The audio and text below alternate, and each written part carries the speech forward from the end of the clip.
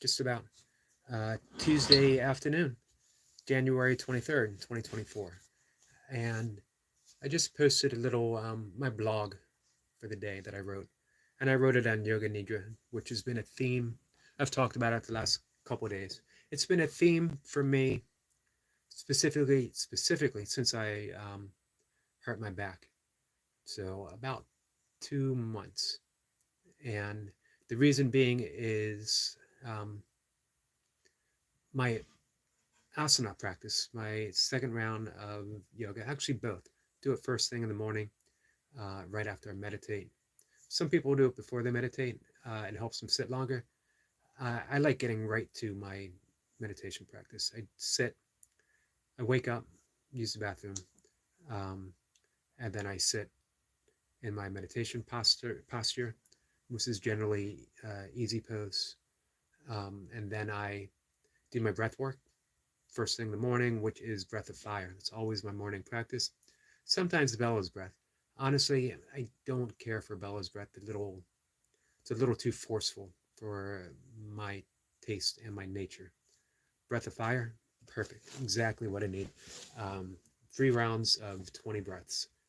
And it is, again, it's that perfect.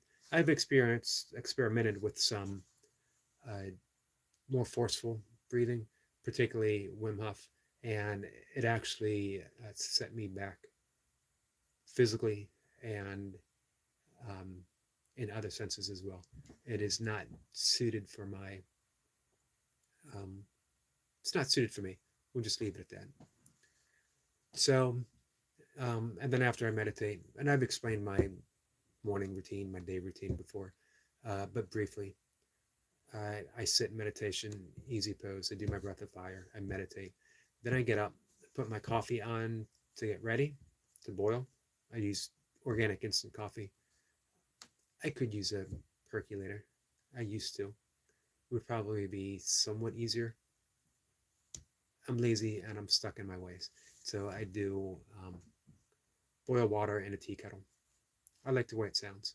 I like hearing that everything slows down and then you start hearing the boil and then you hear the whistle.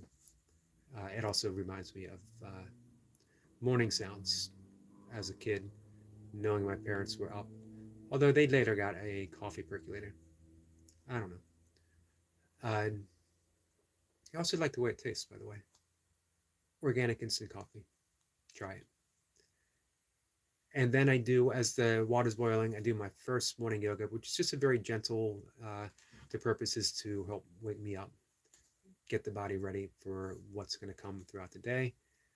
Um, and then I had a longer late afternoon practice, well, late morning, early afternoon practice after I did my workout, after doing my burpees, after doing my second walk and run. Uh, I've long skipped the pratyahara, which is the fifth limb of Patanjali's 8 branches of yoga. The reason being is because it fit in seamlessly with my meditation practice. As I sit in meditation, I'm naturally withdrawing my senses, turning within. It's a process. So I thought it was already covered. But I was missing out on that deep restorative healing practice of Yoga Nidra, of deeply turning my senses inwards instead of outwards for a brief period. 20 minutes, 25 minutes, half an hour, sometimes 40 minutes, occasionally an hour. Um, for me, 30 minutes seems like that sweet spot. Some people it may be 40. Um, Yesterday's live session, I said that I would um, create a playlist of my favorite um, so far uh, YouTube guided Yoga Nidra meditations. This is the only guided meditation that I like, the only guided meditation that I personally sort of endorse, as I don't care for it myself. I don't like being guided on a meditation. I don't like relying on outer sources. However, I absolutely love the guidance in Yoga Nidra. I find it imperative. Uh, you can learn it and do it yourself. And I have laying in Savasana. I've practice a form of yoga nidra, I almost inevitably cut it short. I don't know why, but I do. And I think most people would cut it short as well, or lose attention, or whatever. It's just so much easier to have a someone guide you through the session, even if you're experienced with yoga nidra, even if you're experienced with meditation. It's just very helpful to have that guidance. So I posted the playlist, and you can find it on my here YouTube channel. Just a yogi doing burpees in his basement. I always get those two flipped around. Speaking of that, off topic, we'll work our way back to the yoga nidra. Is I am considering at least twice a week when my back is 100%. And I think it's about 50 right now. I think I'm about 50%. Not a bad place to be considering how I was feeling. I am there's some stiffness, some soreness, a little bit of ache when I wake up in the morning, but it's not that sharp pain that I was experiencing when I first got up, and that lasted throughout the day. And I had that brief window of feeling good after my workout, after I sit in meditation, because the posture, the meditation posture, really seems to help. It stretches out the hips, stretches out the uh, low back, the groin area, the glutes. It's almost like you're in a double pigeon pose. Um, so there was those brief windows of feeling okay after I meditated, after I did burpees, after I walk, after my yoga session, and then in a matter of half an hour, um, I was back to hurting, and it was a very sharp, grinding pain that just was getting me down because I couldn't shake it. Through a few things that I've been doing, it again, that sharp pain has eased considerably. I still feel it, which is good in a way because it reminds me not to do anything stupid, and I am prone towards stupidity. Meaning, as soon as I start feeling good, I start thinking, maybe I'll throw this posture back in. Maybe I'll do some high rep squats. Maybe I'll go for a harder run. Things along those lines. And there's some yoga asanas that I really miss and I would love to throw in, but I don't want to do a setback right now. Especially because what I'm thinking is when my back is 100%, after I hit 800 days of burpees without a break, which is coming up, uh, I think within a month, maybe 2 months. I know it's been 2 years. So what, 700 and, or I'm sorry, yeah, 730 days. And that was last month. So maybe one more month plus. Anyway, I'm considering, again, two things. When I hit that 800 mark, because I like rounded off numbers, um, although maybe as a mental test, I'll switch at 799 uh, just to show myself that I am not stuck, although I'm stuck. Um, so, 800 days and my back feeling better. I was thinking of adding in, subtracting 2 days of burpees and adding in uh, competition kettlebells again, very light. It's starting off with the 12 kilograms, starting out with jerks and snatches, which seem to be a little easier on my back versus long cycle, although long cycle is easier on my shoulders. It's also more demanding cardio because you're using you got the clean and the jerk. Eventually, in a matter of months or so, working back up to the 16s. My problem, every time I've started over with kettlebells, since I stopped doing ultra running, is trying to get back to what I was doing before ultra running, where I was regularly training, long sets, 10-minute sets, 8-minute sets, 10-minute sets, extended sets with the 24 kilograms, and doing strength sets with the 28s and the 32s. However, I got to face up that those days are probably gone for a lot of reasons. And one, I don't need to do it. I could probably be content and get a decent number of reps training with the 16s and be happy. So that's a thought. We'll see. Still be burpees, and I don't want to change the name of my channel to just a Yogi doing burpees and kettlebells, or just doing kettlebells. So it's mainly going to be burpees twice a week, maybe 3 times a week eventually. Getting back to some light kettlebell work competition sports style, which was my passion before ultra running. And it was still one of my training means while I was ultra running. Great for building strength for hills, building work capacity. Wonderful thing to do. So, hurting my back, this is where we started with. Hurting my back was not necessarily a bad thing, not a pleasant thing, not the way I wish I would learn some of this stuff, but it's how it happened. So it forced a pause.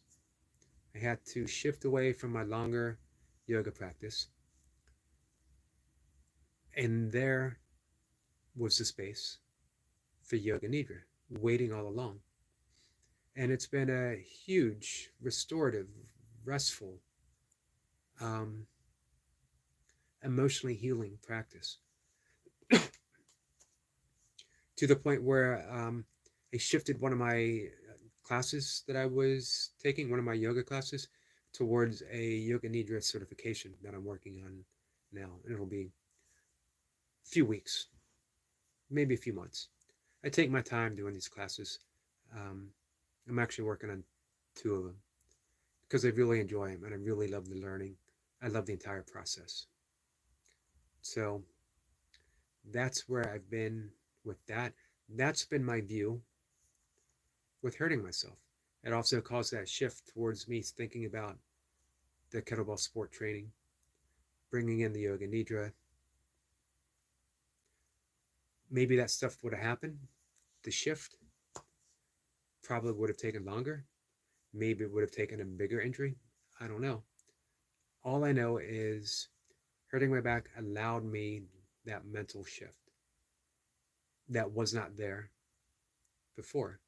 Now, of course, I'm always looking for avenues to explore in yoga.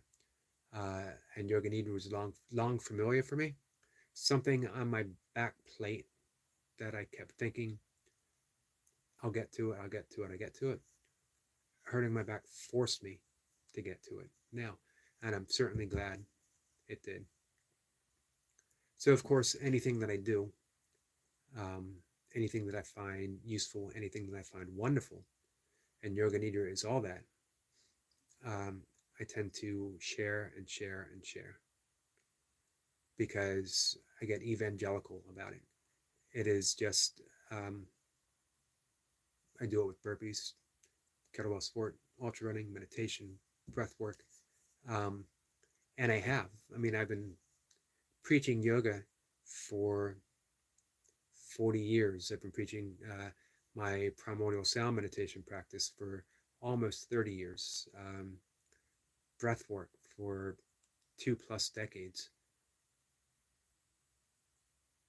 So, hey, I definitely think it's something everyone should try, especially those who have had difficulty with meditation practice.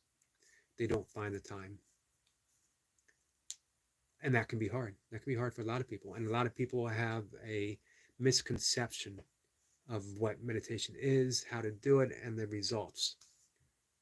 That you have to empty your mind, that you can't have any thoughts. And that's simply not how it is. However, it's hard to convince people otherwise. And everyone wants that result.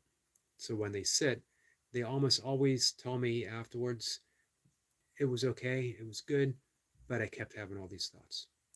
That's what the mind does. The mind thinks.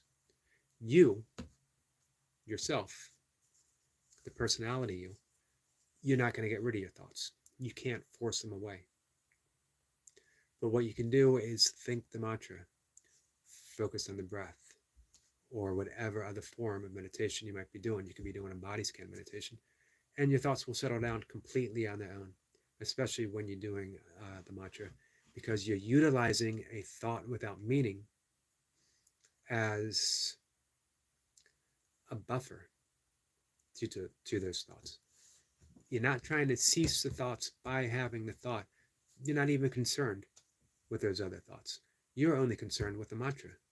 So whenever you have thoughts, you just gently come back to the mantra, however many times you need to or want to. If you lose track, you come back to the mantra.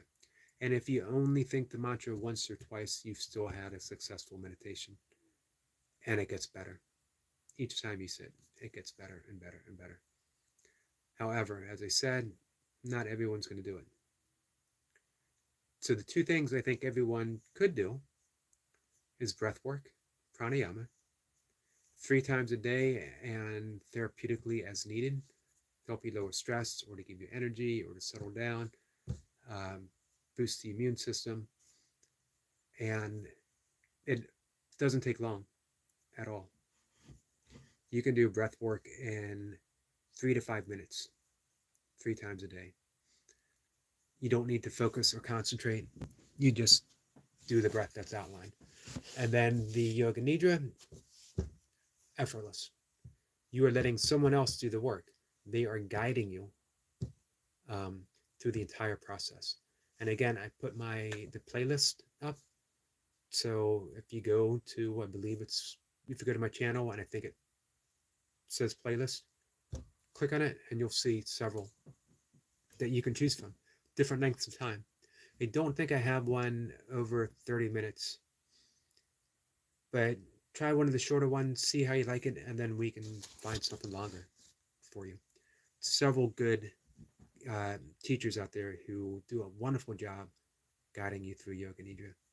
And again, all you have to do is you lay on your yoga mat, or you can lay flat on your back, very thin pillow. You don't want to be propped up. If you're cold, you can cover yourself or you can cover your feet. And they guide you. Sometimes there's music playing, but you focus on the voice. And they tell you everything you need to do.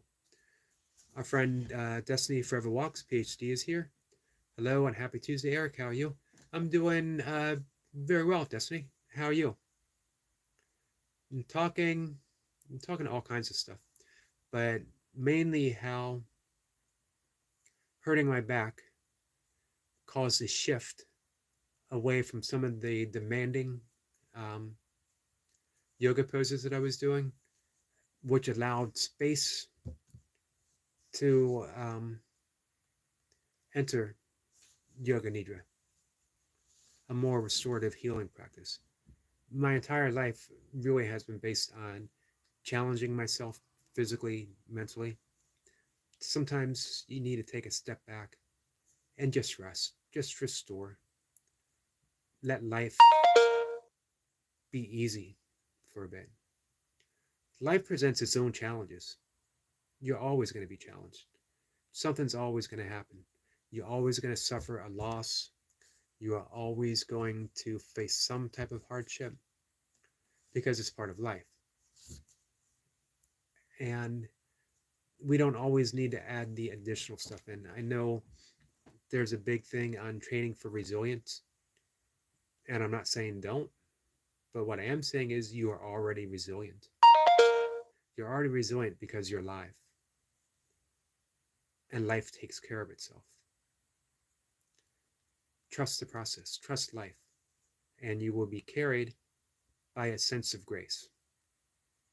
Does that mean everything's going to go right? Nope. It just means everything's going to go. Everything's going to continue. And if anything goes down, we know it's going to go up again. So you trust the process. Destiny says that she is great. I'm happy to hear that. Destiny says, I agree. Sometimes we need to take a step to rest. breathe, uh, and to get a better and new perspective. Exactly. And you know what? If you're always pushing against the stone, if you're always swimming against the current, you never get that new perspective because you keep doing the same thing. And what was it? I don't know if Einstein actually said it or not. The definition of insanity is doing the same thing over and over again and expecting a different result. I am someone who loves doing the same thing over and over again. Um, and again, there's nothing the matter with it, but don't expect a different result, and don't question why are things going this way if I'm not willing to have that paradigm shift to think differently. There's a reason why people say think outside of the box, because the box keeps you within its perimeters always. To see a new perspective, to see a new and different view, you need to be in a different place. Sometimes the way to get to that place is to put your head down and charge ahead. And other times, the way to get that new view is, as Destiny said, take a breath, shake things off, look around, get some rest. It's no coincidence that all of the deep, deep paradigm shifts, scientific shifts of perception, uh, artistic leaps of inspiration, any kind of creative quantum jump has come when people set things aside. From the discovery of DNA to Einstein in that yogic sleep, in that yoga nidra state, daydreaming of racing against the beam of light. And with that, he formulated the theory of relativity. The discoverer of DNA had a dream of, what was it, a snake eating a snake? I might be mixing that up. We can look it up. I'll look it up later. Um, every artist has always said that they pushed and they pushed and they pushed, and it was only when they relaxed that the answer came to them. So that's the thing with effort. It has to be right effort. In Taoism and Vedic yogic lore, they would say the least amount of effort. But it has to be some effort, and then it has to be that relaxation. It's the same with the breath. Imagine if you only took an in-breath and you never relaxed and released. How far would you get? Not very. So for me, hurting my back created that pause. And in that space, in that pause, when I thought, so what do I do now? I've been so focused on mastering these poses, these challenging poses that I've been working on literally for decades. What do I do now? And the answer was nothing. You don't have to do anything. You don't always have to fill a space. However, nature does abhor a vacuum. So something comes along. And what came along was the urge to, again, bring in the focus to Yoga Nidra, which was long on my list. These are the things that I will work on eventually. Now was the time. Destiny says, when you take a step back, then learn to take your hands off the situation and allow your feet to bend and rest until new energy surge into the body. Then rise up again and go with the flow. Exactly. Perfectly said. I forget who it was who said, I think it was Ram Dass, but he might have been quoting someone else, pushing against the river. How far do you ever get pushing against the river? Do you ever hold the river back? Do you ever hold the current back? Do you ever upset the river itself? Lessons. These are the lessons. And you know what? We all get there. So for me, getting there now, like everything, when you get it, you want to share it. You want to almost shout it and say, hey, guys, this will be a little easier. This could be helpful. Don't fight the river.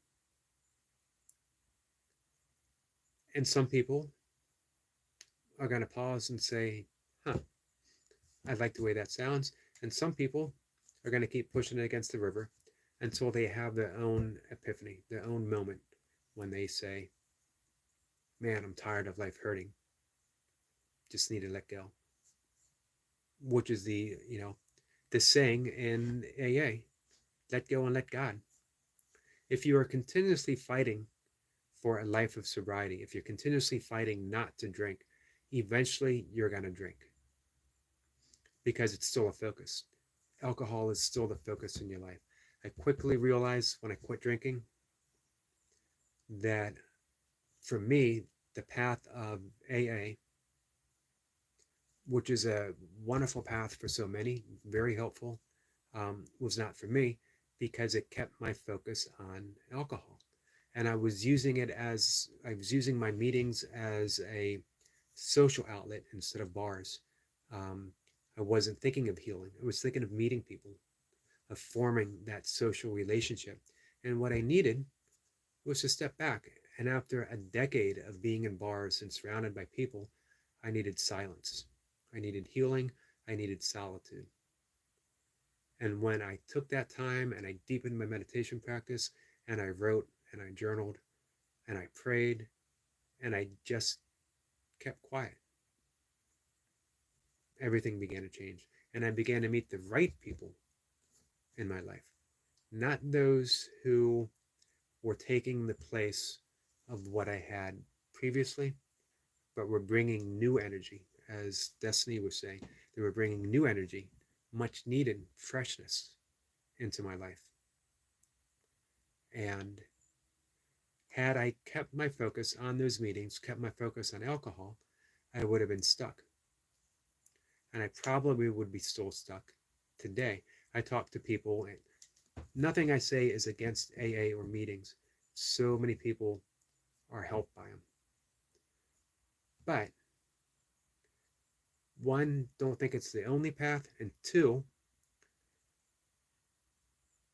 don't think that you always need to keep focused on fighting your addiction because it's exhausting. Sometimes we ignore the maxims that we're given. And to me, one of the most important maxims in AA is let go and let God. If you let go, but you keep focused on alcohol, did you truly let go? And is God handling the details? No, you still have your hands in the pot. You're still mixing things up. You're still saying, hey, God, I know you'll do your part, but hey, let me take over from here. Let me show you what I got. And of course, we know what you got. You have an addiction. Your best thinking got you here, which is again from AA. Your very best thinking got you to this point. Your very best thinking got you to addiction. Your very best thinking got you fired and out of relationships and hurting people. That's the good news. It sounds like awful news. You mean my best thinking? My life is a mess, and you mean my very best thinking got me here? Yes. So now you get to think differently. You get to have a new approach. You get to let go and let God. You don't have to be in charge. There's a wonderful practice of yoga, Niskara yoga, natural yoga. It's about creativity and spontaneity, allowing life to happen, and then being responsive instead of being reactionary. Oh my God, I don't want this. I need to conquer it. I need to run away from it. I need to jump over it. Instead, you see it spontaneously appear in life and you respond. Maybe go around it. Not everything needs to be fought. Not everything needs to be pushed away. Some things can't be pushed away. Your deepest hurt, your deepest pain, your deepest addictions, they can't be pushed away, but they can be loved. And everything changes with love. Everything. And love is simply another name for awareness. And awareness is simply another name of love. To be aware of something is to have it be loved. And you don't love something that you're not aware of. It's the same thing.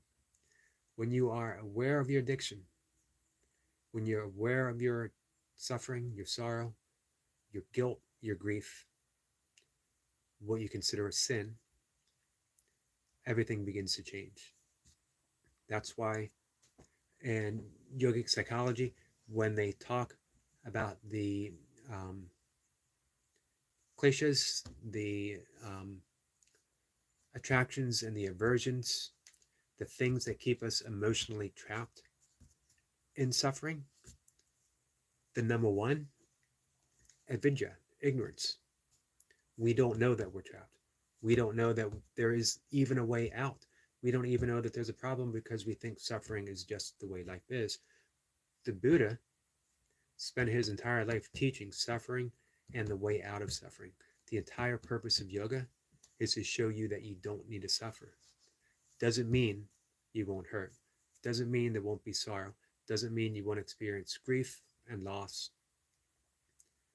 But it does say suffering from those is optional. And by suffering, it means the refusal to accept. It's when a relationship ends and we punish ourselves. Why did this happen? I did everything I could. I can't believe this is happening to me. I can't believe this is happening to me again. That's suffering. If the relationship is over, then it's over. If it can be saved, then with that new perspective, you do what you're capable of doing. You bring that sense of awareness. You bring that new sense of love, that new sense of responsiveness, and you save your marriage or your relationship, if it's possible. If it's not possible, then you have the capability, you have the capacity to let it go. Capacity being one of my all-time favorite words, because capacity just means the ability to hold. Often you hear me talk of emptiness, of the great absolute nothingness itself, how emptiness is form and form is emptiness. We can take away the word emptiness, and many people are happy to do so because it can be a disturbing thought of pure emptiness. And we can replace that word with capacity. Capacity is empty, but it's emptiness for something. It's emptiness in service to whatever. So if we view ourselves as capacity, it means that we are empty of all inherent structures that keep us bound to a particular way. We're capacity to hold any way that comes along.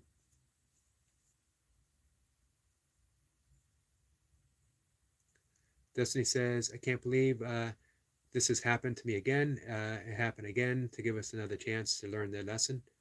And true. And it's so, the problem is we never seem to learn. We just go into another relationship and have the same mistakes and we hope for better results. Maybe this person will be more understanding, more forgiving. Maybe she won't care. Maybe she'll be oblivious to our bad habits. But all those habits, all those mistakes that we make are still there. The only way to change is to be free. Liberation. Don't bring that stuff into the next relationship. Bring that freedom, bring that sense of spaciousness. Maybe you'll still make those mistakes, but if you can at least know that you're making them, if you're aware, you can release them and you can start to smile about them and you're not bound to them. You're never bound to any mistake that you make, because here's the greatest lesson ever. Two things. I'm sorry. Truly so. Just say you're sorry. I was unaware that I was acting this way. I was unaware that I was being hurtful. I was unaware that whatever. And by recognizing that you're unaware, all of a sudden you're aware. And when you're aware, everything changes. And the other thing is to realize that you're already forgiven right now. Forgiveness isn't an act that we have to do. Forgiveness is already happening. It's something that we just need to recognize. The universe is continuously and constantly forgiving. After any natural catastrophe, healing begins completely on its own. Maybe in a different way than what it was before, but nature is still healing, has already moved on. That was the wonderful quote from Mark Twain, that forgiveness is the fragrance released from the violet upon the heel that has crushed it. And I quote that often, and I absolutely love it.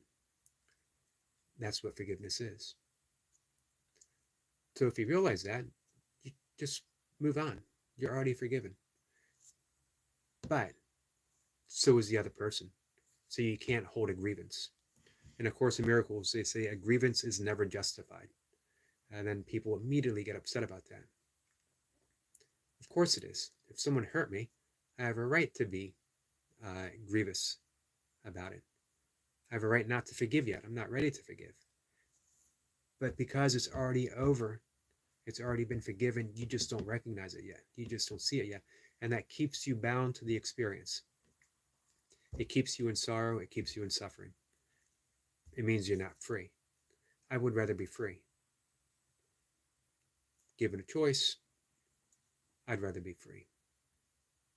So, all right, guys. I think that's it for the day. It could probably go on, but what's the sense? It was, as always, it seems I always get a great energy when Destiny shows up. And it helps turn the course of the conversation. And it always gets deeper and it always gets better. So thank you very much. I appreciate that. Odom's Homestead is here saying, hey, how are you? You getting ready for warmer weather? It's going to be 65 here in Maryland. So I think you mentioned before it's supposed to be 70 in Tennessee.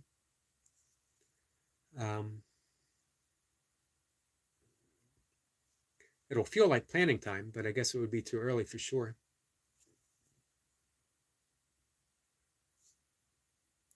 Destiny says, me too. I would rather be free. Thanks for sharing, Eric. Great thoughts and perspective. Thank you. I appreciate that. And Odom is saying hello to Destiny. Give you guys a minute.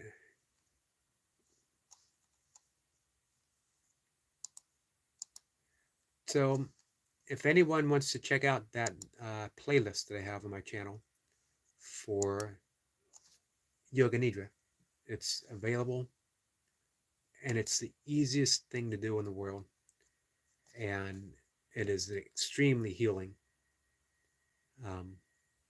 process. Odom says in the 50s, 60s Friday. Yeah, I think we're going to have 2 days in the 60s, and then it's going to get back to the 40s. But the funny thing is, this morning when I walked early, a little bit after 5 a.m., it was 24 degrees, and it actually felt balmy compared to the days in the low teens and the single digits that we had. So even if it only gets to the high of 42s, 40s, whatever, that is still in January. I can't ask for anything better than that.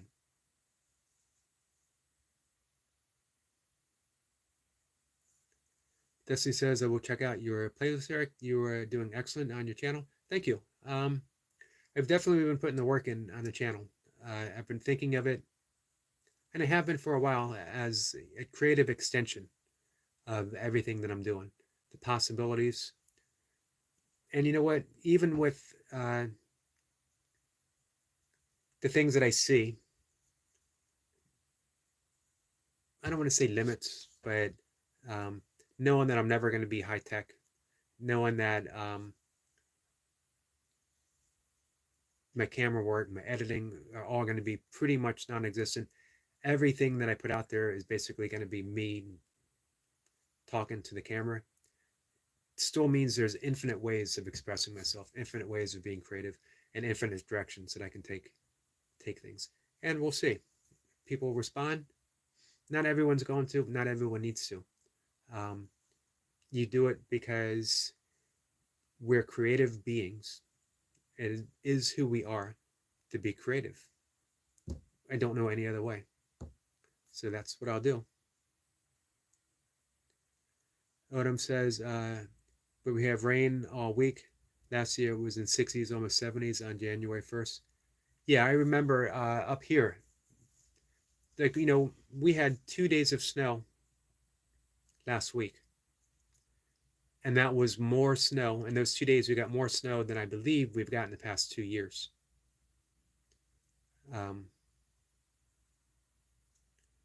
You never know.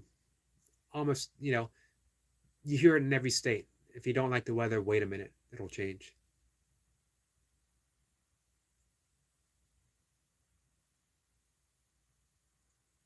Destiny says, it's who we are. Be you, do you, for you. Exactly. That is the lesson for today. That's the lesson for this aspect of my life. Odom says that he was grilling last year on New Year's Day. Wow.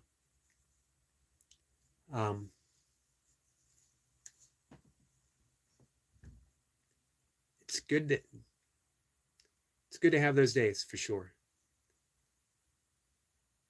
70-degree weather in January, it can be worrisome. Throws nature for a loop, but it's definitely enjoyable. All right, guys. So definitely got to head out. I got my own last meditation coming up, and I'm going to do a little bit of work, and I will see everyone tomorrow morning for some burpees.